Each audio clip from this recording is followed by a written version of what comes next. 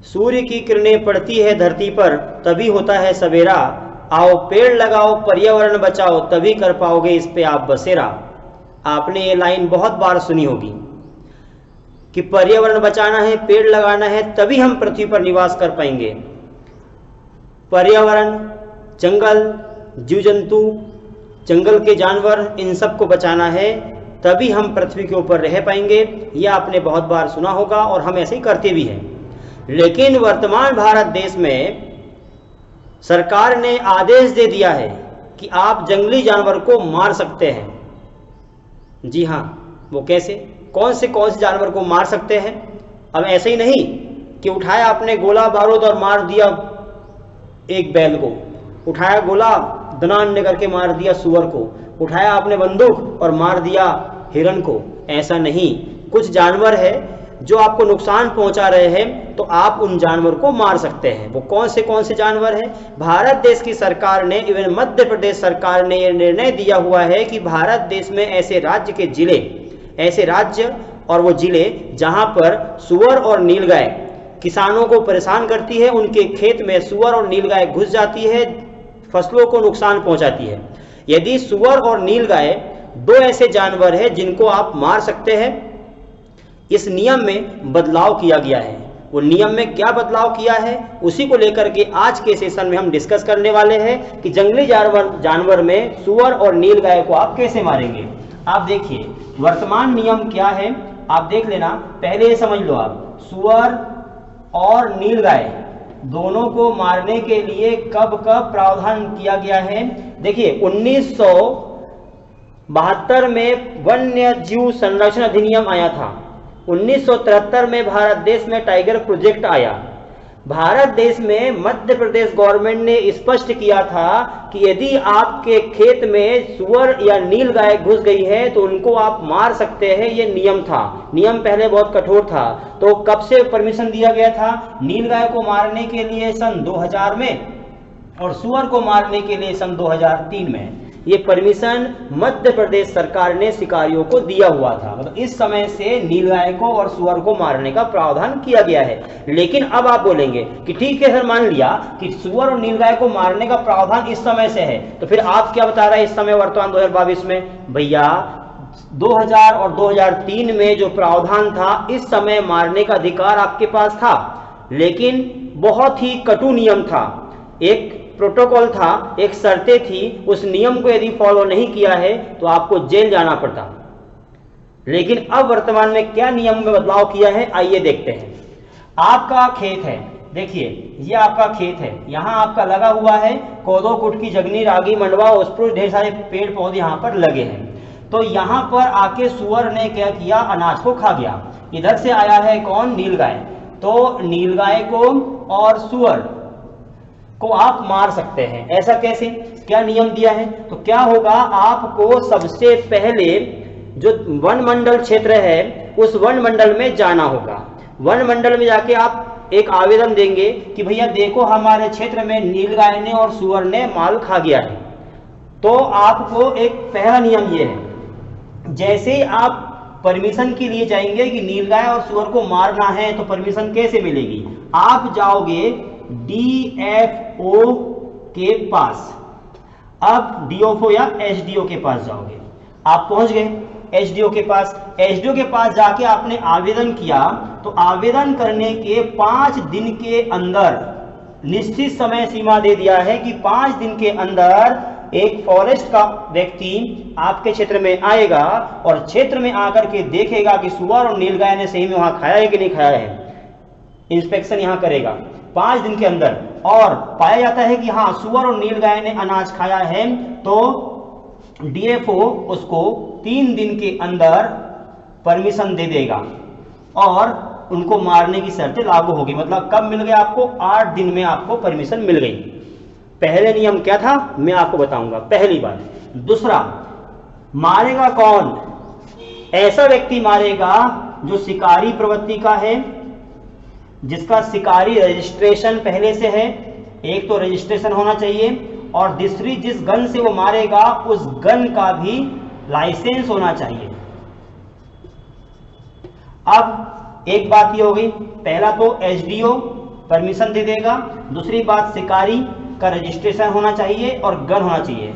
अच्छा, अब ये बताइए कि आपके पास गन भी नहीं है, आपके पास शिकारी का लाइसेंस भी नहीं है, रजिस्ट्रेशन भी नहीं है, तो क्या आप नहीं मार पाएंगे? नहीं, बिल्कुल नहीं मार सकते। तो क्या हमारा अनाज जो है खेत का खाने दे ऐसे ही? नहीं, ऐसा नहीं खाने देंगे। जो सुअर और नीलगाय जब हमारे खेत का अनाज खा रहे हैं तो हमारे खेत में उसको हमको मारना है, तो क्या करना पड़ेगा? हम जाएंगे एक शिकारी के पास, भैया बता तेरे पास में लाइसेंस है? हाँ, गन का लाइसेंस है। और रजिस्ट्रेशन तेरा है? हाँ ठीक है, चला तू मेरे खेत चल और आके भैया उसको मार दे। तो तुम क्या करोगे? वो शिकारी को बुला करके जानवर को मरवा सकेंगे। दूसरी बात। तीसरी बात यहां पर ध्यान देना होगा, अभी तक ये लिखा हुआ है कि आपका खेत है, आपके खेत में सुअर चर रहा था और वो सुअर और नीलगाय खेत में खा रही थी अनाज। आप गए जाकर के सुअर और नीलगाय को आपने मारा, गोली चलाया धायने करके, और वो सुअर को गोली लगी और घायल अवस्था में आपके खेत से निकल के वो कहां पहुंच गया? जंगल में, और जंगल में आके मर गया। तो ये आप उसमें फंसेंगे तो नहीं? हाँ, यही तो बताना चाह रहा हूं मैं। अभी देखना, पूरा देखना, जब आप लास्ट क्लास तक पहुंच जाओगे, अभी देखना आप यहां पर कि जैसे ही आप आगे आगे पढ़ेंगे, मैं पुराना वाला नियम बताऊंगा तो आपको समझ में आ जाएगा कि अपडेट कितना हुआ है। आप देखिए, तो यहां पर यह बात आई है कि आपके खेत में अनाज चल रही है, सुअर और नीलगाय चल रही है, आपको अधिकार दे दिया है कि आप उसको गन से उड़ा सकते हैं, उड़ा दो। घायल अवस्था में जंगल में भागती और जंगल में मर गई तो आपको कोई दिक्कत नहीं होगी। तो कहां पर 100 कहां पर मिला? अधिकारी को जंगल में मिलेगा। मारा है आपने अपने अधिकार क्षेत्र में, भूमि पे मारा है, जमीन में मारा है, और वो चली गई है जंगल में, तो भी आपको कोई दिक्कत नहीं होगी। एक बार में कितने जानवर को मार सकता है? एक दिन में एक शिकारी को दिया गया प्रावधान वर्तमान में 5 सुअर और 5 नीलगाय को मारने का प्रावधान कर दिया गया है। अच्छा, ये अभी का वर्तमान का रूल्स है। कब का? 2022 का। किसने किया है? मध्य प्रदेश गवर्नमेंट ने। चलिए आगे देखो, वर्तमान का नियम यह हो गया। पुराना नियम क्या था? पुराना नियम यह था कि पहले परमिशन देता था एसडीएम। एसडीएम के पास आवेदन करना होता था। कौन मारेगा? शिकारी मारेगा। आपका खेत है, यहां देखिए, यहां क्या था? शिकारी होना चाहिए। यदि आप शिकारी नहीं भी है तो भी दूसरे को बुला के आपको लाना होगा। मार सकता है शिकारी, मारेगा शिकारी ही और मारेगा रजिस्ट्रेशन वाला ही। लेकिन अब क्या है? अभी होता है कि आपके खेत में अनाज चल रहा है तो आप जाकर उसको बुला के ले जाएंगे। पहले ऐसा नहीं था। यदि आपके खेत में अनाज चल रहा है तो पहले आप लाइसेंस गन लो, जो है लाइसेंस लो गन का, और आप पहले अपना रजिस्ट्रेशन करवाओ शिकारी का। आप खुद भैया शिकारी का रजिस्ट्रेशन करवाते 2 महीने निकल जाएगा, जब तक तो एक फसल निकल के दूसरी भी आ जाएगी। कब लाइसेंस लेंगे हम? तो ये बड़ी दिक्कत वाली बात थी। एसडीएम के पास जाओ, लाइन लगी होती थी, परमिशन जल्दी नहीं मिलती थी, समय सीमा नहीं थी। ठीक है, एक तो यहां पर दिक्कत थी कि समय सीमा नहीं थी। कब तक लाइसेंस? इस बार अपना लाइसेंस के लिए आवेदन दो, 2 साल 3 साल बाद लाइसेंस परमिशन मिलती थी। समस्या। दूसरी बात, कोई भी मार सकता है। पहले ये था कि आपको ही रजिस्ट्रेशन करवाना होगा अपना, और अपना ही एक गन के लिए लाइसेंस लेना होगा। अब क्या करेंगे? अब कोई भी शिकारी को बुला करके उसको जानवर को मार सकेंगे। तीसरी बात, यहां पर लिखा हुआ था, पहले बात यह थी, प्रावधान दिया हुआ था कि यदि आपके खेत में अनाज चल रहा है जानवर, तो आपने यदि उसको गन मारा है, बंदूक मारा है, तो वह जानवर आपके खेत में निजी भूमि पर ही मिलना चाहिए। यदि जानवर को आपने मारा और मरी हुई अवस्था में वो जंगल में भागा और जंगल में भाग के मर गया, तो ये समझेंगे प्रोटोकॉल का उल्लंघन हुआ है, नियम कानून का उल्लंघन हुआ है, वन्य जीव संरक्षण अधिनियम 1972 का उल्लंघन हुआ है, 7 साल की आपको सजा होगी। तो भैया ऐसे कानून में जब हमने मारा है अपने खेत में, जाके मर गया, उधर हम क्या करें? उसके लिए बड़ी दिक्कत थी, इसलिए कोई आवेदन करना पसंद नहीं कर रहा था। तीसरी बात, यहां पर लिखा हुआ था, उल्लेख था, 10 सुअर तो मार सकते हैं आप, लेकिन नीलगाय का प्रावधान नहीं था। अब नीलगाय का है, 5-5 मार सकते हैं। ओवरऑल ये बात हुई कि पहले जो थे वो एसडीएम से परमिशन मिलती थी और समय सीमा को कोई बाउंडेशन नहीं था। वर्तमान में समय सीमा 8 दिन की है। आपने आवेदन किया, आवेदन करने के बाद में 5 दिन के अंदर क्षेत्र का ऑफिसर आएगा, नाकेदार आएगा और आकर के वहां जांच पड़ताल करेगा, हाँ सही है कि नहीं है। 3 दिन के अंदर एसडीओ साहब परमिशन दे देंगे।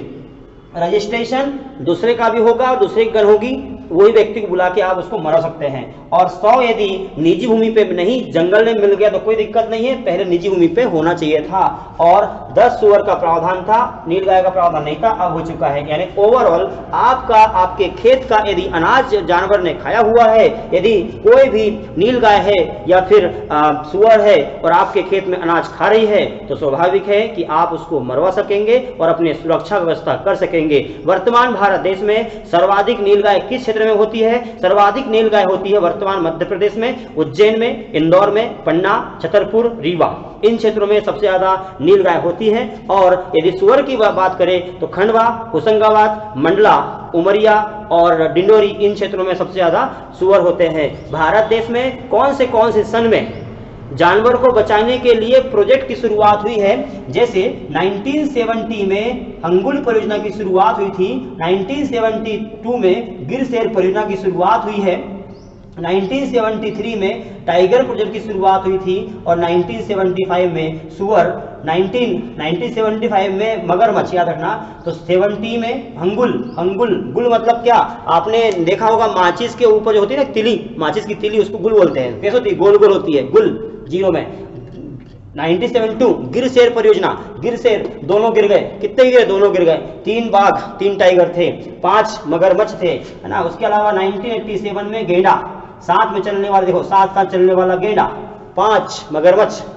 और 1992 में हाथी प्रोजेक्ट की शुरुआत की गई थी, जबकि 2010 में हाथी को विरासत पशु घोषित किया गया था। इस प्रकार से भारत देश में टाइगर प्रोजेक्ट के अलावा और भी प्रोजेक्ट की शुरुआत भारत देश में हो चुकी है। उम्मीद करूंगा आपको यहां तक का टॉपिक कवर हो चुका होगा। यदि कोई भी क्वेश्चन आपके मन में फिर भी है तो आप कमेंट बॉक्स में कमेंट्स करके उसका जवाब प्राप्त कर सकते हैं।